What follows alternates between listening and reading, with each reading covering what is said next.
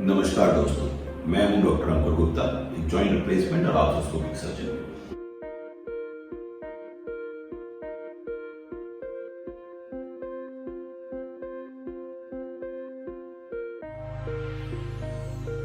कितने सालों से ऐसे चल रहे हैं डंडा लेके?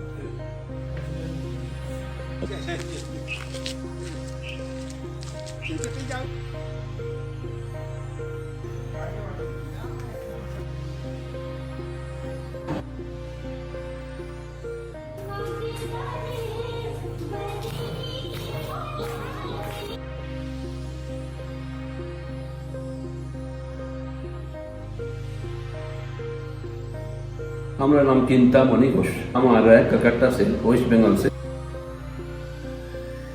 बहुत खुश हैं, बहुत खुश हैं।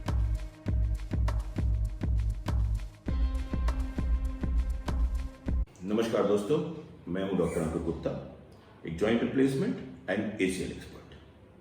आज हम जानेंगे कि एसीएल लिगामेंट ऑपरेशन के बाद फेलियर में क्यों चला जाता है, क्या कारण है। कुछ लोग को एसीएल बनाने के बाद वो परेशान रहते हैं, दुखी रहते हैं और उनको दोबारा ये ऑपरेशन कराना पड़ता है। अगर आप चाहते हैं कि आपका ऑपरेशन बार बार ना हो और पहला ही ऑपरेशन सक्सेसफुली हो तो ये वीडियो जरूर देखें। अमूमन एसीएल फेल होने के 3 प्रमुख कारण। सबसे पहला कारण, अगर पहली सर्जरी ही ठीक नहीं हुई है, यानी टनल प्लेसमेंट सही नहीं है या पुरानी टेक्निक से हुई है, स्क्रू में कई बार स्क्रू इम्पिंज करता है लिगामेंट पे और वो स्क्रू ही लिगामेंट को काट देता है। और तीसरा कॉमन कॉज होता है, पहला कॉमन कॉज होता है टनल प्लेसमेंट सही नहीं है। अगर टनल प्लेसमेंट सही नहीं है तो कोई भी एसीएल फेल हो जाएगा। और अगर टनल प्लेसमेंट सही है तो स्क्रू सर्जरी में कई बार क्या होता है, स्क्रू पड़े पड़े उस टनल को और मोटा करके ढीला हो जाता है, क्योंकि स्क्रू प्रेशर में होता है, हड्डी पे खूब प्रेशर पड़ता है, हड्डी खुल जाती है। और तीसरा कारण होता है कि आप जैसे पहली बार टूटा था, लिगामेंट आपका एकदम अच्छा बना है, फिर भी आप खेल रहे थे, दोबारा आपने फुटबॉल को किक मारी या बैडमिंटन खेलते हुए दोबारा आप गिरे और री इंजरी हुई। तो 3 कारण, री इंजरी, स्क्रू सर्जरी और रॉन्ग टनल प्लेसमेंट। आज हम आपको मिलाएंगे अपूर्व वर्मा से। फुटबॉल प्लेयर है और कुछ साल पहले फुटबॉल खेलते हुए उसको एसीएल लिगामेंट इंजरी हुई। अपूर्व ने अपनी तरफ से एक सेंटर चुना जहां जाके उन्होंने अपनी एसीएल रिकंस्ट्रक्शन कराई। लेकिन अफसोस की बात है, उस सेंटर में अब भी पुराने तरीके से, इसको ट्रांसटिबियल टेक्निक बोलते हैं, ट्रांसटिबियल टेक्निक से अपूर्व का एसीएल बनाया। जो टनल बनी उसके एंगल एकदम गलत बने। अपूर्व उसके बाद उसने कोशिश, एक्सरसाइज करी, खेलने की कोशिश करी, थोड़ा बहुत खेल पाता था, लेकिन बार बार उसका लिगामेंट ट्विस्ट होता रहता था। तो 2 साल परेशान रहने के बाद जब अपूर्व हमारे पास आया तो हमने उसको समझाया कि बच्चा, जिस टेक्निक से आपका एसीएल बना है उस टेक्निक में इस तरह की प्रॉब्लम आती है जो नॉर्मल आदमी को नहीं पता चलेगा। अगर आप एक ऑफिस जाने वाले आदमी हैं, आपका ट्रांसटिबियल बना दिया तो आपको बहुत ज्यादा महसूस नहीं होगा, क्योंकि आप खेलते कूदते ज्यादा नहीं है। लेकिन अगर आप खेलना कूदना चाहते हैं, भागना दौड़ना चाहते हैं, तो ट्रांसटिबियल टेक्निक में ये झिलाई ज्यादा होती है, रिजल्ट्स इंफीरियर होते हैं और अल्टीमेटली ऐसे पेशेंट्स अगर खेलना चाहते हैं तो दोबारा सर्जरी करानी पड़ती है। तो अपूर्व को हमने एडमिट किया क्योंकि अब दोनों तरफ मोटी मोटी टनल बनी हुई है, ऊपर वाली हड्डी में भी नीचे वाली हड्डी में भी मोटे छेद बने हुए हैं। इस वजह से हमको नई टनल बनाने में, ऊपर की टनल तो एकदम ही गलत बनी थी, तो ऊपर की टनल बनाने में हमको मुश्किल नहीं हुई, नीचे की टनल बनाने में खासा दिक्कत हुई। और ऑल इनसाइड के यहाँ पे बहुत ज्यादा एडवांटेजेस हैं, क्योंकि एक स्क्रू डल चुका है 10 मिलीमीटर, यानी 1 सेंटीमीटर चौड़ा स्क्रू डल चुका है। हड्डी में इतनी जगह नहीं होती कि आप ढेर सारा स्क्रू डाल दो।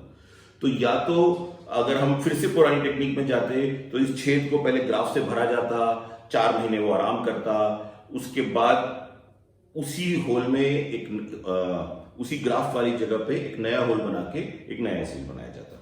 लेकिन हमने अपूर्व का ऑल इनसाइड एक टनल जो उसके ठीक साइड बनाई, क्योंकि ऑल इनसाइड में टनल मोटी नहीं बनती है, केवल 4 मिलीमीटर की टनल बनती है। तो इसको ऑल इन रिवीजन इसीलिए रिवीजन सर्जरी में ऑल इनसाइड का रोल और ज्यादा है। तो स्क्रू सर्जरी का एक और डिसएडवांटेज होता है कि अगर स्क्रू सर्जरी अच्छे से भी हुई है और खिलाड़ी फिर से खेलते हुए अपना एसीएल लिगामेंट तोड़ लेता है, तो दोबारा ऑपरेशन करना बहुत पेचीदा होता है। वो स्क्रू निकाले जाते हैं, जहां वो स्क्रू होते हैं वहां मोटे मोटे 2 छेद होते हैं। उन छेद में पेशेंट की बॉडी की हड्डी निकाल के दोबारा ठूसी जाती है, भरी जाती है, दोनों छेद को भरा जाता है, 4-6 महीने रुका जाता है। जब वो हड्डी वापस स्ट्रांग हो जाती है तो फिर से उसमें एक छेद बना के फिर से लिगामेंट बनाया जाता है। ऑल इनसाइड एसीएल का एक एडवांटेज ये भी है कि अगर रिवीजन सर्जरी करनी पड़े तो क्योंकि पहले होल बड़े बड़े होल नहीं है तो रिवीजन सर्जरी करना बहुत आसान होता है। तो मिलते हैं अबूर से। तो बच्चा, मुझे अपनी कहानी शुरू से सुनाओगे, ठीक है? उसमें अगर किसी भी डॉक्टर का नाम जिससे तुम नाराज हो उसका नाम नहीं लोगे। मुझे किसी डॉक्टर के खिलाफ कुछ नहीं करना है, ठीक है? मेरी बात समझ गए? हम किसी का नाम खराब कर रहे नहीं, हाँ, ठीक है ना? हम ये क्यों बना रहे हैं पहले तुम्हें ये समझा रहा हूं। हम ये इसलिए बना रहे हैं कि तुम्हारे जैसे 50 लोग गलत ऑपरेशन करा के घूम रहे हैं, ठीक है? उनको ये पता होना चाहिए कि ऑपरेशन एनाटॉमिकल एसीएल क्या होता है। मैं उस पर बहुत सारे वीडियो बना रहा हूँ, तुम्हारे बाद ही मैंने बनाना शुरू किया। इसका मतलब लोग नहीं बना रहे, लोग अभी भी पुरानी पद्धति में लगे हुए, ठीक है ना? तो तुम्हारा क्या ऑल इनसाइड एसीएल हुआ है, ये तुमको पता होना चाहिए, है ना? पहले तुम्हारा जो एसीएल बना वो बहुत पुराने टेक्निक से बना था। मेरा नाम अपूर्व वर्मा है। आप कहाँ से आए हो? मैं आदर्श नगर रायपुर का निवासी हूँ। आपको चोट कैसे लगी? पहले तो मैं एक फुटबॉल खेलता था, तो फुटबॉल खेलते हुए मुझे इंजरी हो गई थी, नी ट्विस्ट हो गया था। तो उसके बाद फिर मैंने पता किया तो वहाँ पे बोले कि आपका एक एसीएल जो लिगामेंट होता है, इंटरक्रूशिएट लिगामेंट, वो फ्रैक्चर हो चुका है। अच्छा। हाँ, मैं एक्चुअली कुछ लोगों से पूछा तो वो लोग मुझे बताए कि यहाँ पे ऐसा ऐसा होता है, तो मैं उनके पास गया था, तो उनसे सर्जरी वगैरह भी कराया था। फिर उसके बाद कुछ फिजियोथेरेपी वगैरह के बाद फिर कुछ मुझे लगा कि कुछ प्रॉब्लम है नी पे, तो मुझे बार बार फुटबॉल खेलते टाइम पे नी ट्विस्ट हो जाता था और पटेला के नीचे जो क्लिप लगा हुआ था, तो पुरानी कन्वेंशनल मेथड पे जो क्लिप लगाते हैं उस पे क्लिप पे बार बार रब होता था, उससे बहुत पेन होता था। और एसीएल लिगामेंट का जो एनाटॉमी होता है, उस एनाटॉमी एंगल बहुत, जैसे कि वो पुराने वाले मेथड पे वो एंगल ठीक सा नहीं रहता है, तो उसके कारण नी बार बार ट्विस्ट होता था और बहुत पेन होता था। तो मैं सर के पास आया था कंसल्टेंसी के लिए, तो सर ने बताया कि जो पुराना सर्जरी हुआ था उसका जो एनाटॉमी होता है, वो जो एंगल होता है लिगामेंट का, एक क्रूशिएट लिगामेंट होता है, उसका एंगल वो ठीक नहीं है, तो उसके कारण आपको एक रीसर्जरी करानी पड़ेगी। तो सर्जरी जो होगी वो न्यू मेथड से होगी।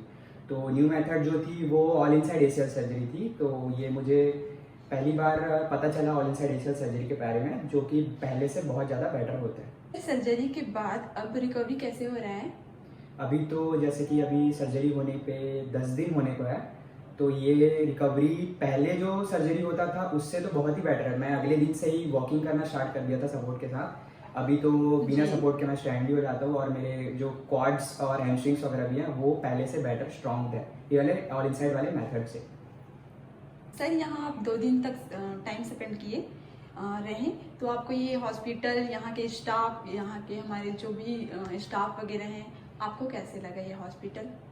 पहले तो मैं सरप्राइज था कि मुझे नहीं लगा था कि मैं यहाँ पे ऐसे 2 दिन में ही मुझे एज अ एडमिट मतलब बाहर हो जाऊँगा करके। तो मुझे जो 2 दिन में जो पता चला वो बहुत ही अच्छा लगा मुझे। यहाँ पे जितने भी स्टाफ थे सारे फ्रेंडली हैं, डॉक्टर भी बहुत फ्रेंडली हैं, खुद से पूछते हैं कि क्या है कैसे हैं, और ऐसा 1-to-1 इंटरेक्शन भी सर का बहुत बढ़िया है। Thank you sir. वेलकम।